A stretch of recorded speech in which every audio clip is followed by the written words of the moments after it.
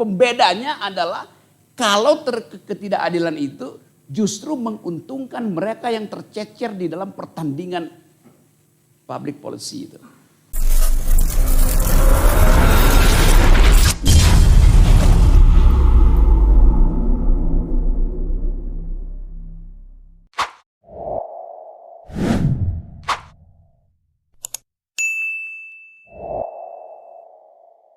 Jadi tadi nama orang itu adalah John Rawls.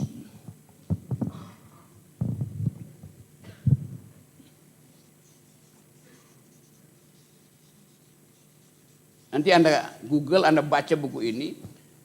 Ini buku udah ada versi bahasa Indonesia, tapi jangan baca buku versi bahasa Indonesia tanpa didampingi versi Inggrisnya tuh. Karena banyak grammar yang terbalik-balik dalam terjemahan. Oke. Buku itu terbit tahun 71. Di dalam buku ini, saya terangkan tadi di awal, John Rawls berupaya untuk menetapkan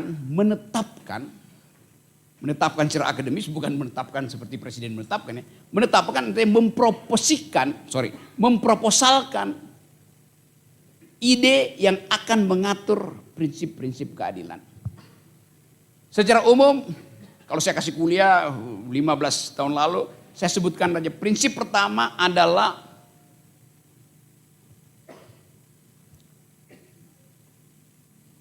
liberties, kebebasan. Nanti saya uraiin ya, pokoknya kita ingat-ingat dulu jalan pikirannya itu. Saya juga mesti ingat-ingat karena udah lama saya terangin itu. Saya cari-cari bukunya kemarin nggak ketemu-ketemu tuh. Tapi saya kira jarang saya salah dalam mengingat. Prinsip pertama namanya prinsip kebebasan. Artinya semua orang yang hendak mencari dalil keadilan, siapapun dia, di dalam dirinya ada penghormatan terhadap hak orang lain untuk mencari dalil yang sama. Itu gampangnya. Jadi dia punya prinsip kebebasan. Atau begini, kenapa kita perlu dalil keadilan? Karena kita hidup bersama. Sehingga harus ada prinsip tentang keadilan. Kalau kita nggak hidup bersama, nggak ada prinsip. Setiap orang kejar prinsipnya sendiri kan. Yang sering disebut ius societas, ubi societas, ibi ius. Betul ya?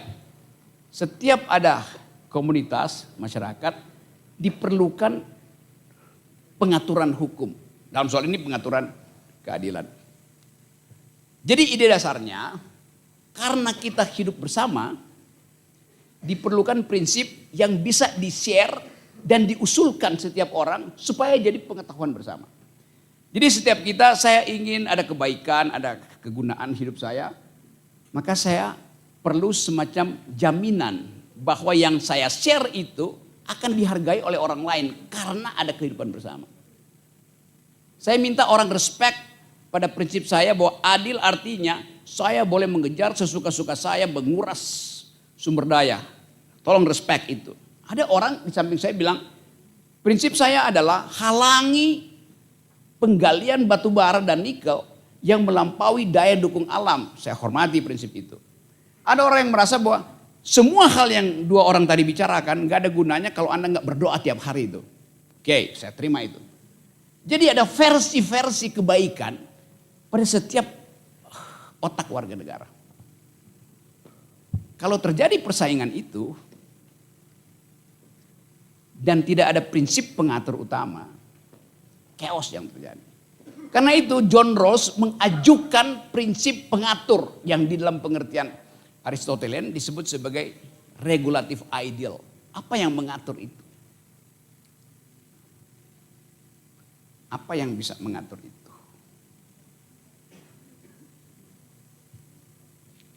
Tadi dimulai dengan dasar hidup manusia. Kalau semua orang diakui punya kemampuan mengekspresikan keinginannya, artinya semua orang harus menghargai kebebasan setiap orang, kebebasan orang lain untuk mengucapkan hal yang sama. Logikanya begitu. Prinsip itu yang disebut sebagai kebebasan kehendak. Basic liberties. Macam-macam basic libertiesnya yang kita sebut hak asasi manusia sekarang. Tapi intinya kebebasan berkehendak. Prinsip pertama dalam keadilan adalah kebebasan berkehendak. Oke. Prinsip pertama. Biasanya dibikin layer. Ini prinsip pertama ada satu, prinsip kedua ada dua. Saya bikin aja 1, 2, 3 ya. Prinsip pertama adalah jaminan bahwa setiap orang punya alasan untuk mengucapkan hati nuraninya. Namanya basic liberties. Yang paling penting adalah kehendak untuk mengucapkan pikirannya. Prinsip kedua, semua yang diucapkan itu harus dijamin aksesnya supaya tidak terhalang. Jadi jaminan bahwa kehendak itu harus accessible, harus bisa diakses. Namanya equality of opportunity. Kesamaan hak untuk memperoleh kesempatan di dalam kerja, dalam karir. Bisa lihat urutannya. Nanti kita lihat bagaimana kaitan. Jadi prinsip pertama itu ada basic liberties. Prinsip kedua namanya equality of opportunity. Kalau Anda baca nanti agak panjang penjelasan. Tapi saya bikin ringkas supaya ada yang tertinggal di kepala kita ya. Supaya Anda berminat untuk dalami lagi. Kalau semua orang punya akses yang sama. Punya kesamaan akses terhadap oportunitas yang disediakan di dalam kehidupan publik. Masalah berikut adalah bagaimana kalau ada orang yang tertinggal di dalam mengakses oportunitasnya diri sendiri. Dia punya basic liberties, kesempatannya dijamin oleh hukum, tapi oleh keadaan-keadaan sosial dia tertinggal. Apa yang mesti dilakukan? Nah di situ dalil yang kita ingat dari seluruh filsafat keadilan Rawls, dia sebut sebagai difference principle. Prinsip pembeda.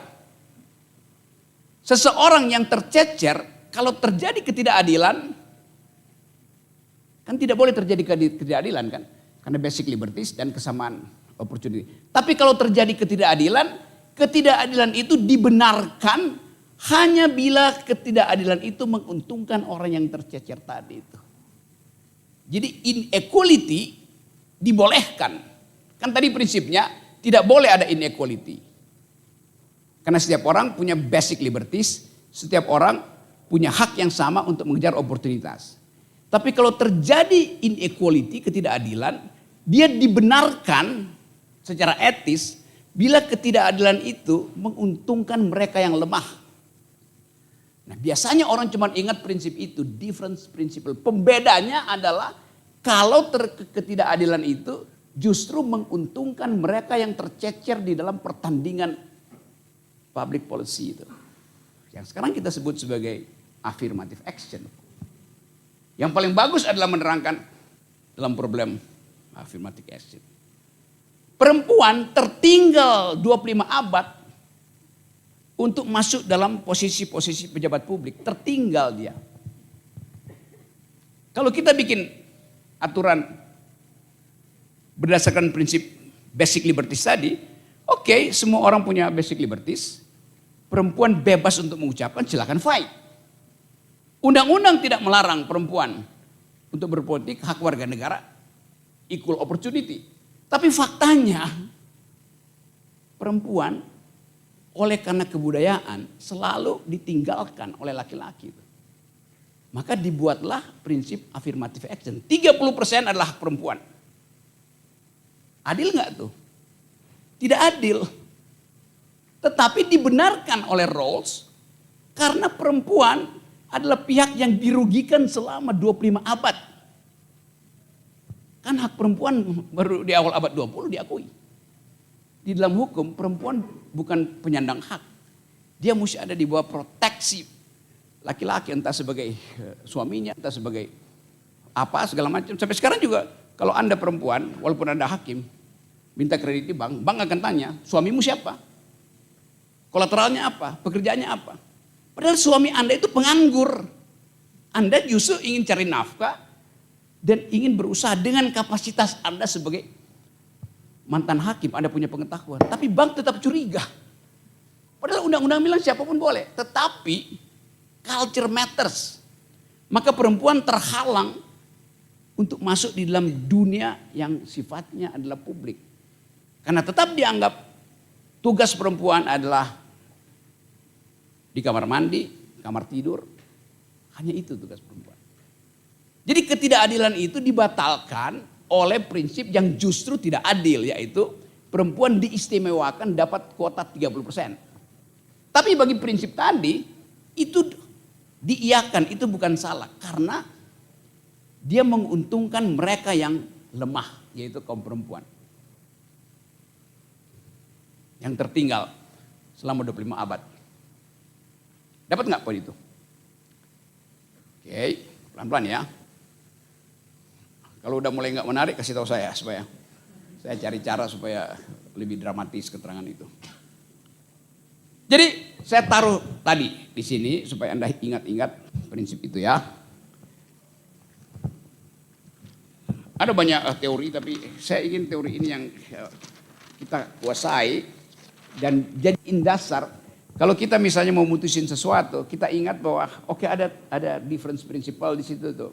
Apakah keputusan saya sebagai hakim, walaupun jujur di dalam hukum positivistik, tapi apakah secara sosiologis bisa dibenarkan? Apakah secara filosofis dia punya legitimasi? Apakah secara etis tidak akan mengganggu nurani saya? Kan itu yang kita sebut sebagai pertanggungjawaban terhadap posisi hakim yang setiap saat bisa bikin diskresi, per menit, per detik dia bisa bikin diskresi. Jadi ada prinsip pertama, kita sebut basic liberties.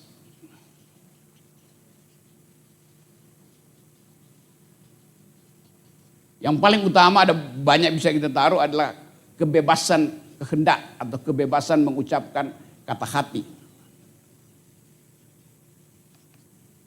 Prinsip kedua saya sudah terangin tadi, equal opportunity.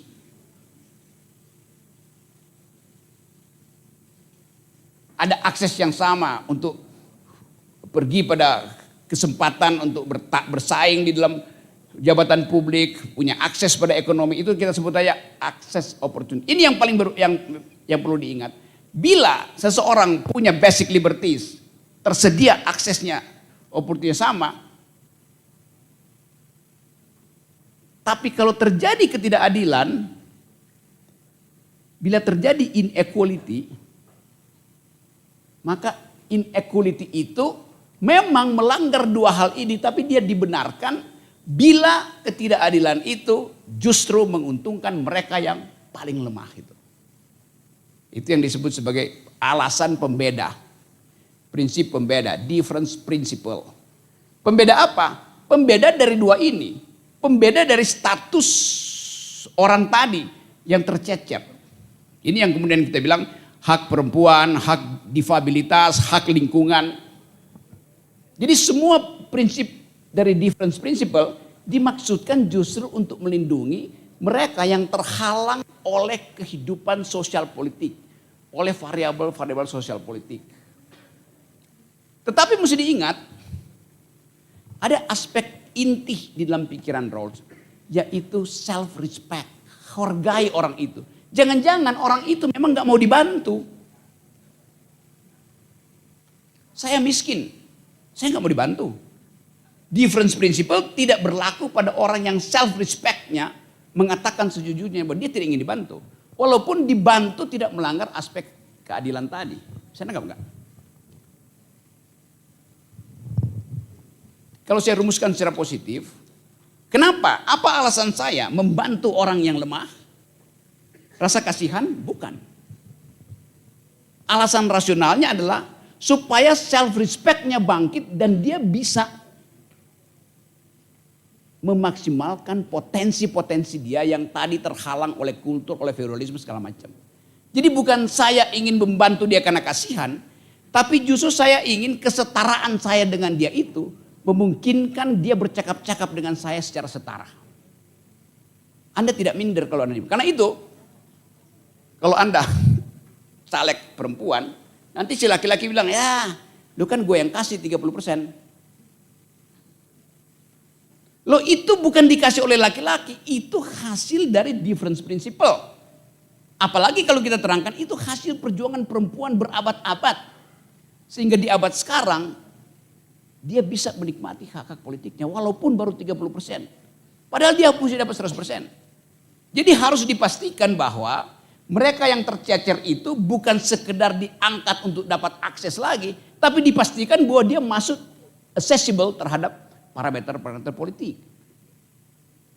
Perempuan dapat 30% sekarang, silakan fight sendiri. Bukan begitu maksudnya. Pastikan 30% itu dia peroleh, itu dasarnya tuh. Dapat poin itu ya. Kan begitu banyak kan. Di daerah saya dengar, kan kalian udah dapat 30%, fight dong. Justru 30% itu dasar untuk dipastikan masuk, bukan untuk fight. Begitu fight, balik lagi pada 2%. Karena kultur. Laki-laki boleh kampanye malam hari, perempuan gak boleh kampanye malam hari. Kan itu dasarnya. Jadi teman-teman ini hal yang penting, prinsip-prinsip yang penting. Oke, saya berhenti di situ dulu, saya sudah terangkan prinsip-prinsip itu, silahkan ingatkan saya apa yang kurang, saya akan tambahkan, kalau berlebih silahkan kurangi. Jadi ulangi, satu ada basic liberties, setiap orang punya alasan untuk berkehendak, dasarnya itu. Yang kedua, equal opportunity. Harus dijamin akses sebuah orang pada sumber-sumber ekonomi terutama dan sumber politik. Yang ketiga, terhadap mereka yang kekurangan kemampuan masuk secara equal dalam opportunity dan terhalang untuk menikmati basic liberties, dia harus diproteksi dengan prinsip inequality itu. Dapat poin itu ya? Oke. Saya istirahat di situ sambil saudara ya mereka-reka apa yang bisa dibantahkan pada saya. Oke, tepuk tangan dulu untuk Bang Rocky. Teman-teman sekalian ya, masih fokus ya, standby.